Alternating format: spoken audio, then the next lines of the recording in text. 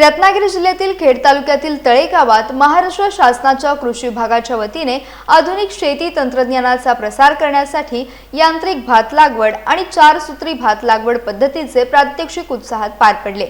यावेळी CRA पद्धतीने फळबाग लागवडीबाबत देखील शेतकऱ्यांना मार्गदर्शन करण्यात आले। तालुका कृषी अधिकारी कार्यालयाच्या माध्यमातून शेतकरी संतोष मोरे आणि शिवाजी मोरे यांच्या शेतात या प्रात्यक्षिकाचे आयोजन करण्यात आले होते।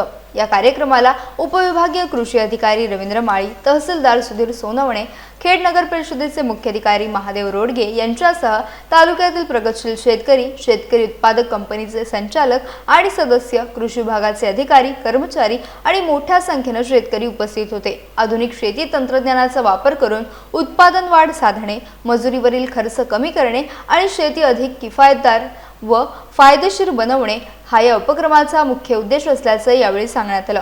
यांत्रिक भात लागवड, 4 सूत्री भात लागवड आणि आधुनिक फळबाग व्यवस्थापनाच्या विविध तंत्रांची प्रत्यक्ष प्रात्यक्षिके दाखवून शेतकऱ्यांना सविस्तर माहिती देण्यात आली। बदलत्या काळात आधुनिक तंत्रज्ञानाचा स्वीकार केल्यास शेती अधिक सक्षम आणि उत्पन्न वाढीसाठी उपयुक्त ठरेल असा विश्वास कृषी विभागाच्या अधिकाऱ्यांनी व्यक्त केला। कार्यक्रमाचे नियोजन सहाय्यक कृषी अधिकारी प्रवीण पडघान आणि खवटी मंडळातील कृषी विभागाचे अधिकारी कर्मचाऱ्यांनी केले। मध्ये ती बियाणं आपल्या त्यांच्यात होतं। बऱ्याच ठिकाणी तुम्ही अनुभवलं असेल, उगवली नाही, उगवली तिथं पातळ उगवली म्हणजे विरळ उगवली। दुसरी गोष्ट, पाऊस चालू झाल्यानंतर एवढा मोठा पाऊस आला की काही लोकांची नर्सरी वाहून गेली। आता हे जे धोका आहे, हे धोका ह्याच्यापासून कमी होतील की नाही, की आपण कंट्रोल कंडिशन म्हणजे नियंत्रित पद्धतीनं आपल्या 21 दिवसापर्यंत लावणी करावी।